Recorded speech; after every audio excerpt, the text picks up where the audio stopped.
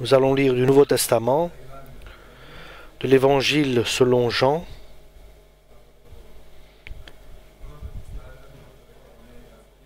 chapitre 1 et verset 19. Nous allons lire donc de l'Évangile selon Saint Jean, chapitre 1 et verset 19. Voici le témoignage rendu par Jean lorsque les autorités juives de Jérusalem envoyèrent des prêtres et des Lévites pour lui demander « Qui es-tu » Il ne refusa pas de répondre, mais il affirma très clairement devant tous « Je ne suis pas le Messie ».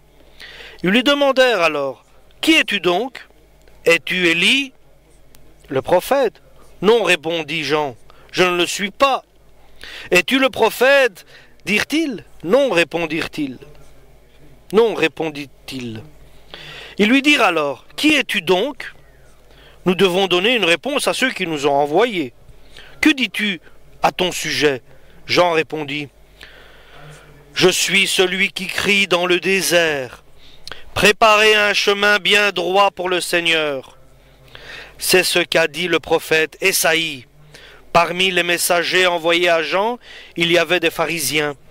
Ils lui demandèrent encore, « Si tu n'es pas le Messie, ni Élie, ni le prophète, pourquoi donc baptises-tu »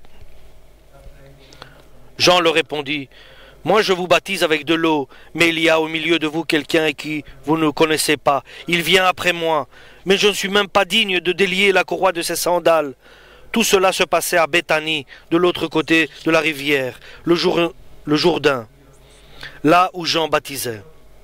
Le lendemain, Jean vit Jésus venir à lui. Et il dit, « Voici l'agneau de Dieu qui enlève le péché du monde. C'est de lui que j'ai parlé quand j'ai dit, un homme vient après moi, mais il est plus important que moi, car il existait déjà avant moi. Je ne savais pas qui ce devait être, mais je suis venu baptiser avec de l'eau, afin de le faire connaître au peuple d'Israël. » Jean déclara encore, « J'ai vu l'Esprit de Dieu descendre du ciel comme une colombe et de demeurer sur lui.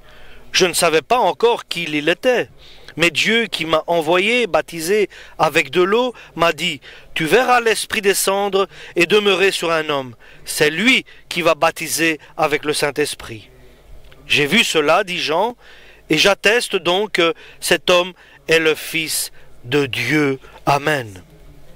Le lendemain, Jean était de nouveau là, avec deux de ses disciples. Quand il vit Jésus passer, il dit, « Voici l'agneau de Dieu. » Les deux disciples de Jean entendirent ces paroles, et ils suivirent Jésus. Jésus se retourna et il vit qu'ils le suivaient, et leur demanda, « Que cherchez-vous » Ils lui dirent, « Où demeures-tu, Rabbi ?» Ce mot signifie maître. Il leur répondit, « Venez, et vous verrez. » Ils allèrent donc et virent où il demeurait, et ils passèrent le reste de ce jour avec lui. Il était alors environ 4 heures de l'après-midi. L'un des deux qui avait entendu les paroles de Jean, qui avait suivi Jésus, était André, le frère de Simon-Pierre. La première personne que rencontra André fut son frère Simon. Il lui dit, « Nous avons trouvé le Messie. » Ce mot signifie Christ. Et il conduisit Simon auprès de Jésus. Jésus le regarda et dit, « Tu es Simon, le fils de Jean. On t'appellera Céphas maintenant. » Ce nom signifie Pierre. Le lendemain, Jésus décida de partir pour la Galilée. Il rencontra Philippe et lui dit, « Suis-moi. » Philippe était de Bethsaïda, la localité d'où provenaient aussi André et Pierre. Ensuite, Philippe rencontra Nathanaël et lui dit, « Nous avons trouvé celui dont Moïse a parlé dans le livre de la loi, et dans les prophètes aussi ont parlé. C'est Jésus, le fils de Joseph, de Nazareth. » Nathanaël lui dit, « Peut-il venir quelque chose de bon de Nazareth ?» Philippe lui répondit, « Viens et tu verras. » Quand Jésus vit Nathanaël s'approcher de lui, il dit à son sujet, « Voici un véritable Israélite, il n'y a rien de faux en lui. » Nathanaël lui demanda, « Comment me connais-tu » Jésus répondit, « Je t'ai vu quand tu étais sous le figuier, avant que Philippe t'appelle. » Alors Nathanaël lui dit, « Maître, tu es le Fils de Dieu, tu es le roi d'Israël. » Jésus lui répondit, « Ainsi, tu crois en moi parce que je t'ai dit que je t'ai vu sous le figuier? Tu verras de bien plus grandes choses que celles-ci. » Et il ajouta, « Oui, je vous le déclare, c'est la vérité. Vous verrez le ciel ouvert et les anges de Dieu monter et descendre au-dessus du Fils de l'homme. » 2 jours après, il y eut un mariage à Cana, en Galilée. Amen. Pour la parole du Seigneur.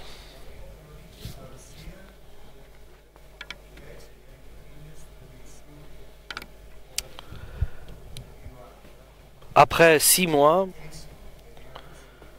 Jésus apparaît à Jean le Baptiste.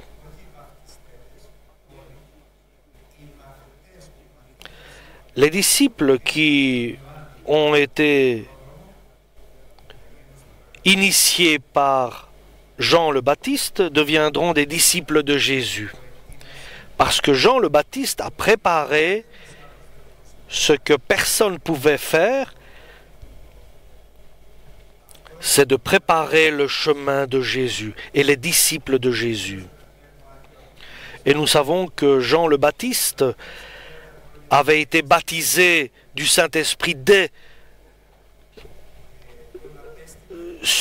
lorsqu'il était encore dans le ventre de sa mère. Et il était plus grand de Jésus de 6 mois.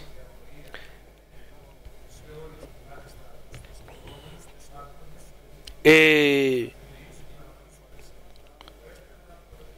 beaucoup de personnes venaient vers lui parce que tout ce peuple venait vers lui et toute cette foule venait vers lui pour être baptisé au Jourdain.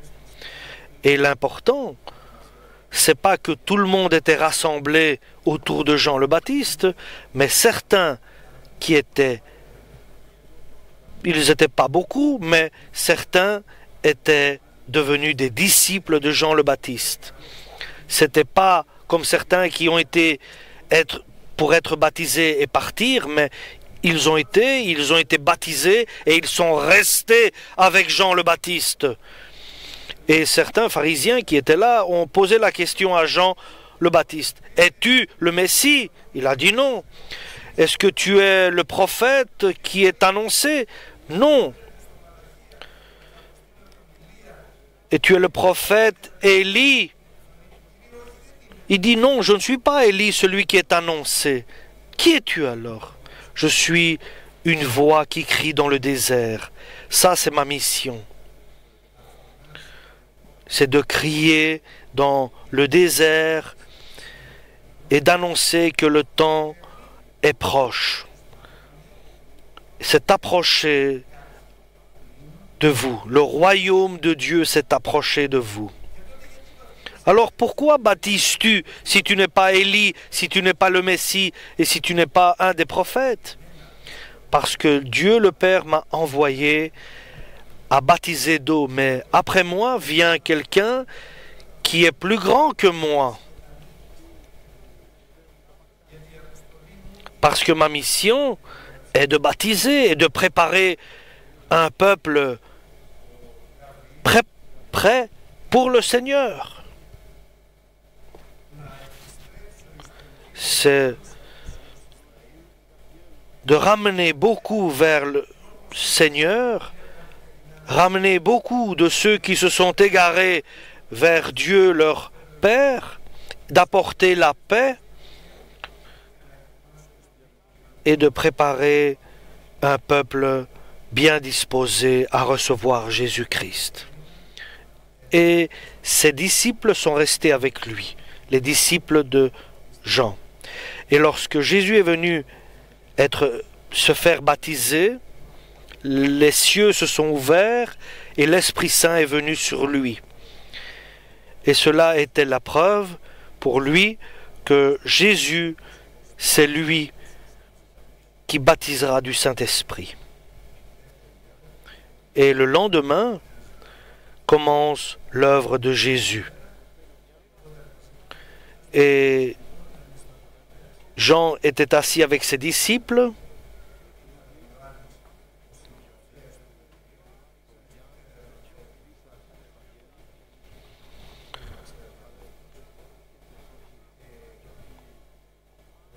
Et Jean a montré, a dit, voici l'agneau de Dieu. C'est lui que nous attendons.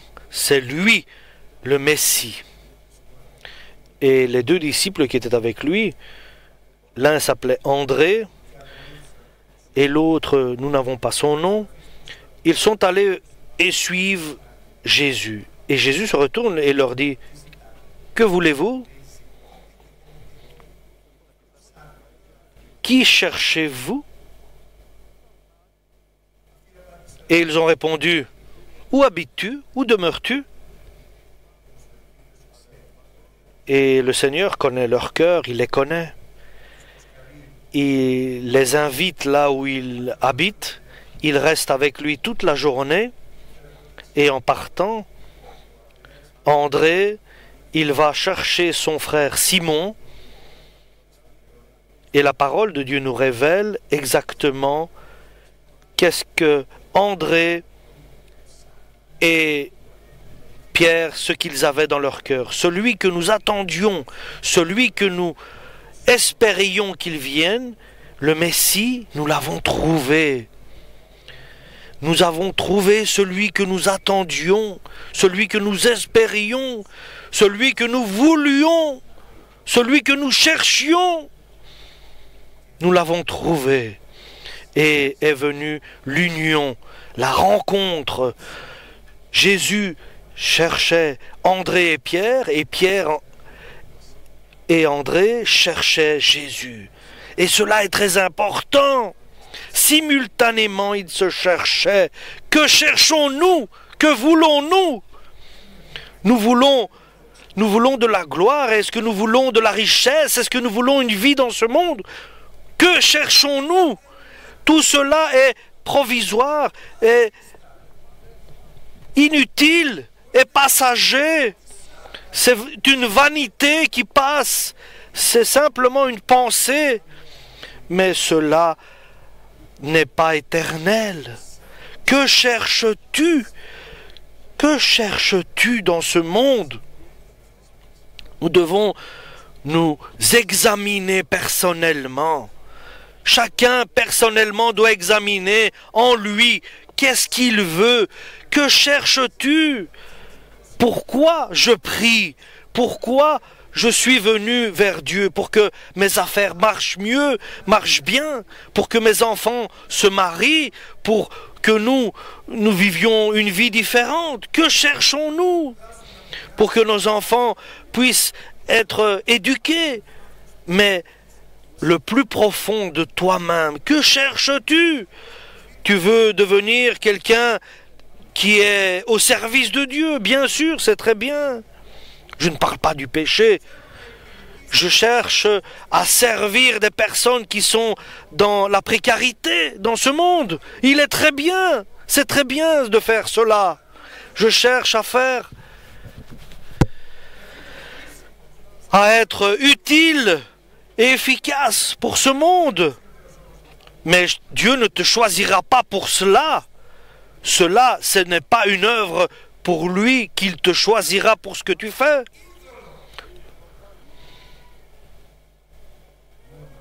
Seulement si tu cherches Jésus, seulement si tu es impatient de le rencontrer, là, quand tu le cherches dans ta chambre, quand tu pries, lorsque tu es dans la vie courante et que tu cherches, il y a la vie religieuse, il y a la vie du chrétien et il y a la relation spirituelle avec Dieu.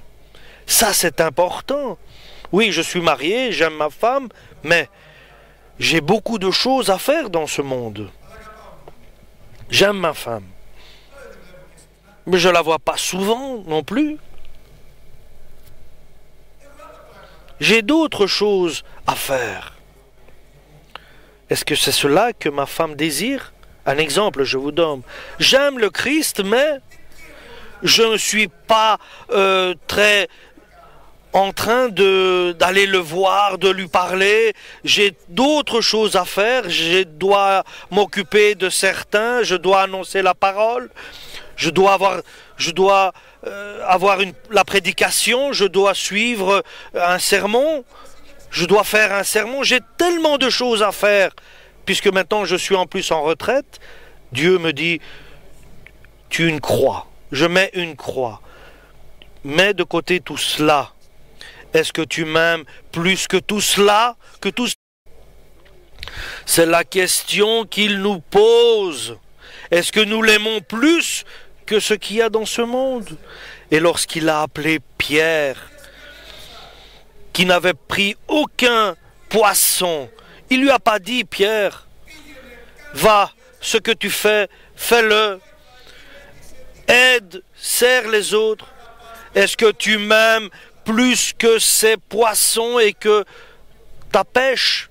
Bien sûr, je t'aime. Alors occupe-toi de mes disciples. Est-ce que tu m'aimes, Pierre? Mais tu sais que je t'aime, dit Pierre à Jésus. Alors va paître mes brebis. Si tu m'aimes, suis-moi. Quand tu aimes quelqu'un, tu l'aimes et tu le suis. Alléluia. Tu cherches à le trouver. Tu cherches à lui parler. Tu cherches à être à côté de lui. Si tu pouvais même le toucher. S'il est possible même de voir son visage. D'écouter sa voix. Alléluia. Est-ce que nous aimons le Christ? Est-ce que nous aimons le Messie, Jésus, le Fils de Dieu, la parole de Dieu? Est-ce que nous l'aimons de tout notre cœur, de toute notre force, et de effacer toutes les autres choses, toutes les autres occupations que nous avons, et dire, je t'aime plus que tout ce que je fais. Je t'aime plus que tout ce que je m'occupe. Ce sont des personnes comme cela que cherche Jésus. Viens, Pierre. J'ai trouvé celui que nous cherchions, dit André, son frère. Et Pierre dit, je cours, où est-il? Et ils vont tous les deux vers Jésus. Et Jésus lui dit à Pierre, toi tu es Simon, ce qui veut dire de la paille. Moi, je t'appellerai maintenant Pierre, roc, tu seras un rocher. Moi, je te ferai de la roche, parce que tu vas m'aimer, parce que moi je t'aime aussi, dit Jésus, et parce que tu me cherches, et moi je te cherche aussi. Alléluia. Et il va vers la Galilée. Et là, il rencontre Philippe. Il lui dit, suis-moi, Philippe. Et Philippe suit Jésus. Et Philippe va trouver son ami Nathanaël. Et il dit, nous avons trouvé j'ai trouvé celui que nous cherchions. Qui? Le Messie. C'est Jésus de Nazareth, le fils de Joseph. Est-ce qu'il y a de Nazareth quelque chose de bien qui peut venir? Il dit, viens. Viens et vois, viens voir. Si c'est lui, viens. Viens rencontrer Jésus. Et Nathanaël est allé vers Jésus. Et Jésus doit chasser l'hésitation qu'il a en lui. Parce qu'il disait, peut-il venir quelque chose de bien de Nazareth? Et il les cherchait, et eux cherchaient Jésus aussi. C'était réciproque. Ils se cherchaient mutuellement. Cherche Dieu. C'est une relation parfaite. C'est une relation merveilleuse. Et lorsque Nathanaël a vu Jésus, Jésus lui dit, tu es un vrai Israélite où il n'y a aucune fausseté en toi. Tu es pur, tu es vrai, tu es sincère. Et Nathanaël dit, comment me connais-tu? D'où me connais-tu? Comment sais-tu que je suis quelqu'un de droit et de juste? Je te connaissais, je t'ai vu, je t'observais. Alléluia. Dieu, par Jésus, nous observe. Il connaît les détails de notre vie. Il nous observe. Lorsque tu étais sous le figuier et tu étais seul, avant que on vienne t'appeler, je t'ai vu. Je connais les détails de ta vie, je connais ton cœur. Je sais tout de toi, Nathanaël. Je connais tes erreurs, tes fautes, tes péchés. Je sais tout de toi. Tout, je vais changer cela en toi. Une chose je demande de ta part. C'est pour cela que je t'ai appelé, Nathanaël, parce que tu me cherches. Tu me cherches et tu m'attends, tu es impatient de me trouver, de me rencontrer. Et lorsqu'il lui a dit ça, Nathanaël dit, tu es mon Seigneur et mon Dieu, tu es le Messie d'Israël. Et à partir de là, Nathanaël est resté avec Jésus. Aujourd'hui, nous devons approcher Jésus. Et pas seulement typiquement, simplement, mais avec beaucoup d'entrain, beaucoup d'audace et beaucoup d'assurance, d'approcher Jésus.